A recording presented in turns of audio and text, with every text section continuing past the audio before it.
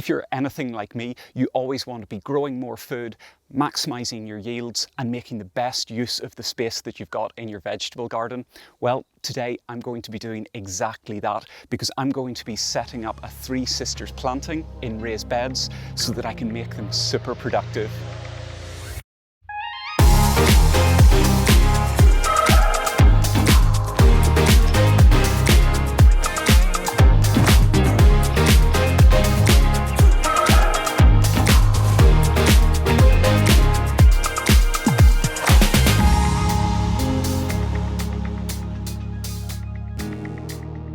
Hey everyone, how's it going and welcome back. It's been a few weeks since you've seen the vegetable garden. In fact, the last time you would have seen it, all I had were the beds made and filled with topsoil, but the whole garden was empty. It had no plants in it. Well, over the last few weeks, I've been working really hard to get it planted up. And today we're going to be talking about this bed and the bed next to it, which I've already got some baby sweet corn planted in. But before we get stuck into that, if you enjoy this video, do me a favour and hit the thumbs up button down below to tell YouTube that you like the video. And of course, if you're not already a subscriber, hit the subscribe button and the bell icon so that you don't miss out on a future episode. Right, let's get stuck in. So if you haven't come across it before, you're maybe wondering what the Three Sisters planting method is. Well, it's actually something that was developed centuries ago by the Native Americans. It's a fantastic idea, and like many fantastic ideas, it's actually deceptively simple, and that's because all it uses are three plants, or the Three Sisters, and those are 1, corn, 2, beans, and 3, squashes. And what it does is it uses 1 or 2 of the good characteristics of each of those plant types to support the other 2 plants so that the whole scheme works in harmony and each of the plants can thrive really, really nicely. For instance, the corn is going to grow nice and straight and strong and tall. That provides the perfect support for the beans to grow up. As the beans are growing up through the corn, they don't do any harm to the corn, and at the same time they fix nitrogen into the soil, adding heart and vitality back into the soil and helping all 3 plants really, really work well. Then finally, the squashes, well, they have big leaves and they grow with such vigor that they're going to cover the soil, they're going to help to suppress weeds and to a certain extent also help to contain moisture inside the bed. So they really are a powerful trio. So here's how to set up a Three Sisters planting in your own garden. Now, traditionally, and this may not come as a surprise, you would not put a Three Sisters planting in a raised bed. Instead, you would mound soil up into a pile in the centre. You'd put your corn and your beans in the centre and your squashes round the edge. That way the squashes would grow in, and then at the end you cut everything down at the end of the season. That means that you're harvesting your corn and your beans dry, not fresh, and your squashes are ready to harvest at the same time. For that reason, you may find some YouTube channels, they talk about it being quite difficult to harvest things fresh. And that certainly is true, but at the same time, I think the concept of having 3 complementary plants that you can plant together to make a really good use of a small space is still a really strong concept. So let's talk about the plants that I'm going with. In terms of the corn, this is my corn that I've already got planted out. It's a baby corn called Mini Pop, and although it's a baby corn, it's still going to grow nice and tall, about 1.5 meters to 2 meters, and it'll provide a really good support for the beans. I'm growing 2 different types of beans in these beds.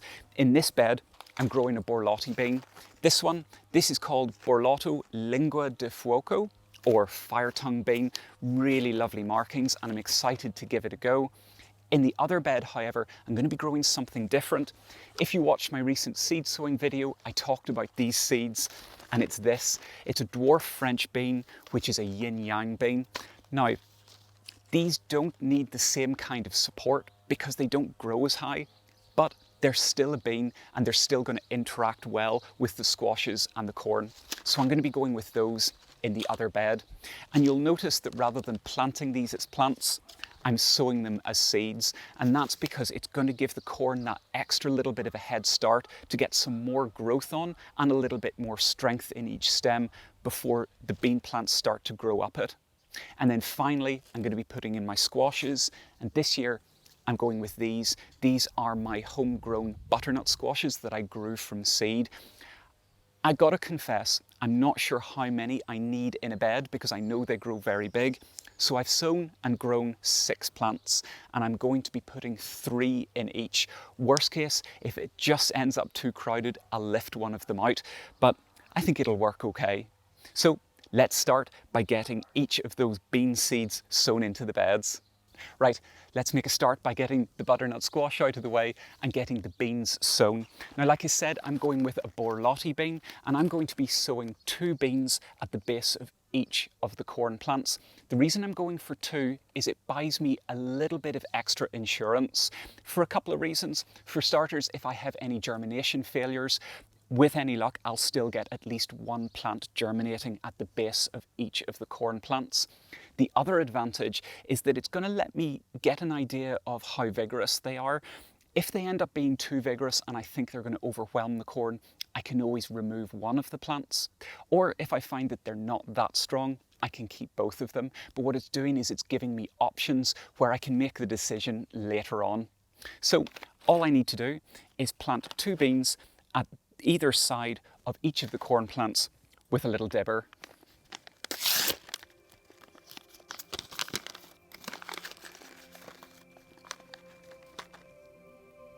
Even just looking at these beans when they're dried, they are absolutely gorgeous. So I can't wait to have a really big crop of them.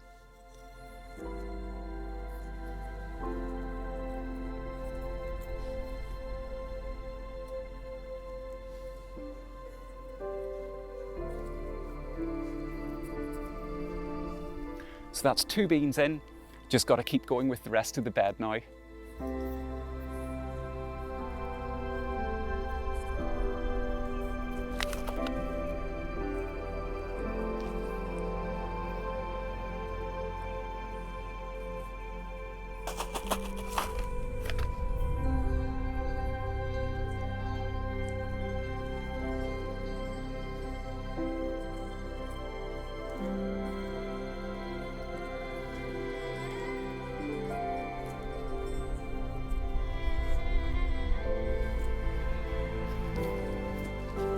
So I'm over at the other side, at the other bed, and all I need to do now is do exactly the same thing with these, the yin-yang beans.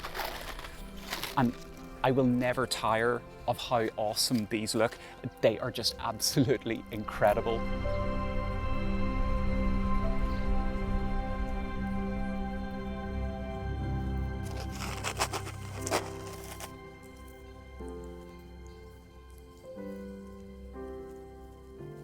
So that's 2 of the steps done. Really nice and easy. Sow and plant your corn, sow your beans, and now we're on to the very final step, and that's to plant these little beauties, the butternut squashes. Now this year I've raised these from seed, and these are called Hunter. They're an F1 variety. I've never grown butternuts before, so I thought I'd go with an F1 variety in the hope of having a better chance of success. And I'm going to be planting 3 in the bed. I'll put 1 in the centre, 1 sort of maybe 2/3 of the way along, and 1 2/3 of the way along in the other direction. My hope is that that will be plenty and not too much, though we'll see as we go along.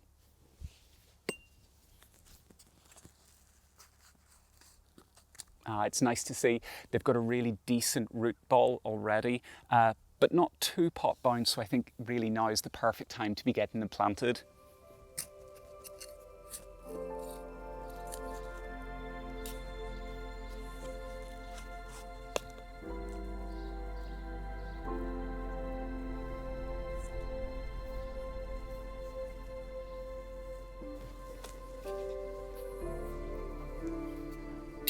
Right, 2 beds, all planted up. They've got their corn, the bean seeds are sown, and the butternut squashes are planted. And all that's left to do now is give everything a really good water in, and that should really be it for the season. Hopefully all I'm going to need to do now is keep them well watered and enjoy watching them develop, and fingers crossed I'm going to get a really nice crop and some really good yields from them this year. I'll make sure that during the growing season and at the end when it comes to harvest time that I follow along with these beds to show you how they're actually getting on, because I think it's going to be really useful for you to see. And at the end of the season, we'll take a proper, close, hard look at these and decide whether it really is something that's worth doing year after year.